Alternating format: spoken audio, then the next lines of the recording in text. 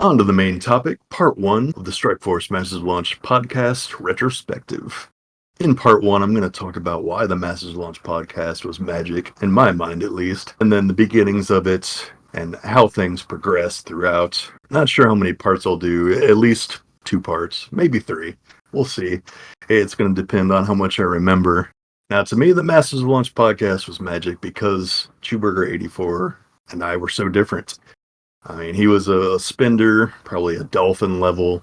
I remember he spent like $100 on this crappy Kree Minions offer so he could get Nick Fury when he was like the first big legendary that we wanted to get. I think it was like RNG Orb, so it was a total ripoff. He was so mad. but it was crappy deals like that's why I didn't spend after like the first $25 on the first month. It's like none of these deals they were all rip-offs to me. And then over time, it's just like, you know what? I've been doing good without spending, and it's not really worth it. So I'm going to stay, free to play or non-spend or whatever you want to call it. I had people even offering to buy offers for me. It's like, no, I'm just going to keep it non-spending.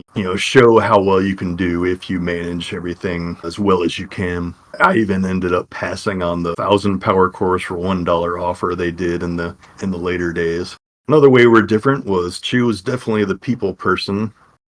His career was in sales. He talked to a lot of other content creators all the time. He talked to whales and other spenders, other top players. He even joined the Envoy program for a while of Fox Next, whereas I never talked to him. I mean, I was under no illusions that they would listen to anything that we said or would change anything, because that's just how Fox Next was. I mean, maybe Scopely's different. We'll see.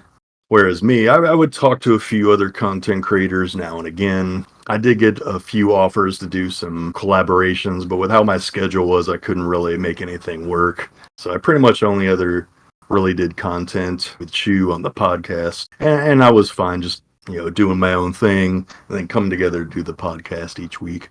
Another way we're different, Chew was definitely the more polished speaker compared to my roughness. I've always been actually more of a thinker and writer than a speaker, which is funny, doing a podcast for so long and think over 100-something YouTube videos. Another way, he liked to curse, whereas I like to keep it PG, but I mean, it's understandable. He's Australian, it's in their DNA to curse. But I wanted to keep the podcast PG, keep the cursing out of it, just for the widest audience. And I did get a lot of nice messages from people that said, like, thanking me for that, because they said they could listen to the podcast in their car with their kids. They don't have to worry about, people cursing a blue streak on there. And Chew was, more of a naturally charismatic guy, and that's why things, went his way a lot of the time, which is nice to have. I mean, me, I can turn the charm on when I need it, but I do know that I can rub people the wrong way. And I'm fine with that. I can stir the pot on occasion. He was more of the straight man to my chaos and me tuck and smack on occasion. I mean, you could consider him more of the protagonist of the podcast, or in pro wrestling terms, the white meat babyface, where I was fine playing the antagonist, or in pro wrestling terms, once again, the heel. Because, you want the two things, clashing, and it makes for good entertainment. I mean, I've always been the type in games or any groups I've been, it's like, I'm fine, slide into whatever role I need to be to help the group. So, like, I'm fine being the antagonist or the heel. And as it turns out, I kind of have a, knack for playing the bad guy. I'm fine with that. It made the podcast successful and entertaining. So they always say that you can't have a great babyface without a great heel. I'm happy how it turned out. I mean, another thing I brought, at least in my mind, was an unshakable belief in myself, which I had to build up over years. I mean, I definitely wasn't born that way. That was something I worked on. It's like, if you don't believe in yourself, no one else is going to believe in you. And after a few episodes, I mean, I knew pretty early on our podcast was great because of the natural dynamic and how we worked well together. I mean, I had that unshakable belief that our podcast was the best. Some people got angry at that, but I mean, it's just what I believed. I don't think Chu felt that way, at least in the beginning, because he was like doing the hosting, or he was paying for the hosting for it on Podbean. Talking about that, I'm like, hey, why don't you set up a Patreon, see if people, want to help out, pay for the hosting, stuff like that. He's like, no one will donate. No one's gonna support us or whatever. I was like, no, man, like people love us, it's great. So I had to stay on him a few weeks. He finally set it up. We got a few at the beginning, and then it just kept snowballing. I think we ended up with well over like 100, so that was awesome, and we were very grateful for that. It helped pay for the podcast hosting, and we could get new equipment, all kinds of stuff, so that was very awesome. It was fun doing a few different, we try out some ideas for different segments. I like to keep things fresh. We had the Alliance War reports, which when Alliance War was new and still fun, we had a lot of fun with that. It did start a couple content creator beefs, which I'm going to talk about in part 2 in detail. That and other controversies that we had to deal with, and even not all of them were my fault for talking my smack, cutting my promos on people. But yeah, that was fun to do that. Also, my favorites, probably not Choose though, was the Red Star Watch, where we'd go over what we pulled. My happiness and glee, and some of the listeners to hear Choose reaction to me pulling another 6 or especially 7 Red Star. And he never, I'm pretty sure, if I remember correctly, he never pulled a 7 Red Star, which he was eternally salty about.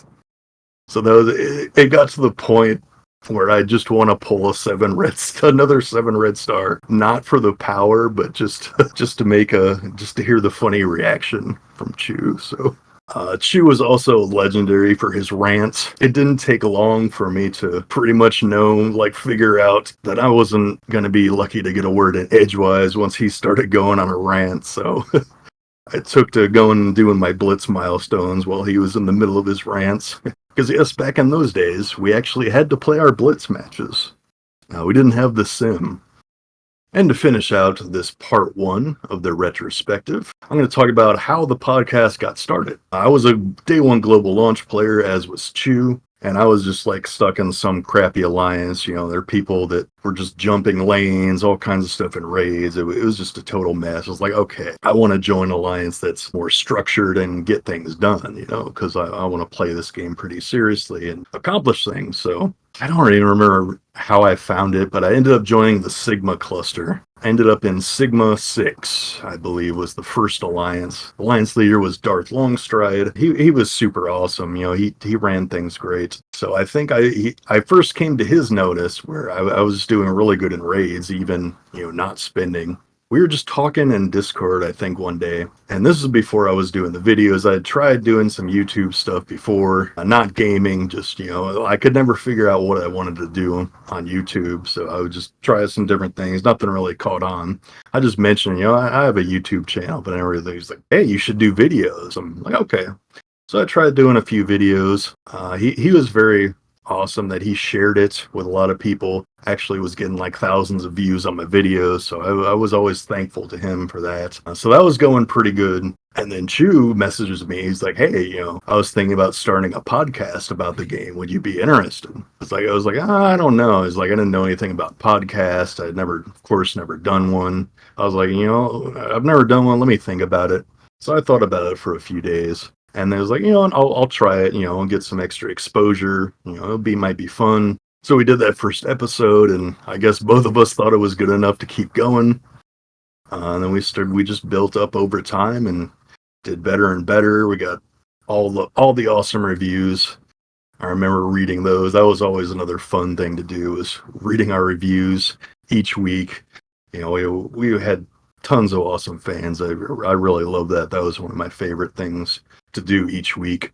So yeah, that's going to wrap up part 1 of the Message Launch podcast retrospective. Make sure you come back on the next episode. I'm going to talk more about our content creator beefs or controversies, some of the more of the behind the scenes stuff that we dealt with and things that happened that you may never knew about. And then our big crossover episode we did with the other podcast at the time. Funny things about that.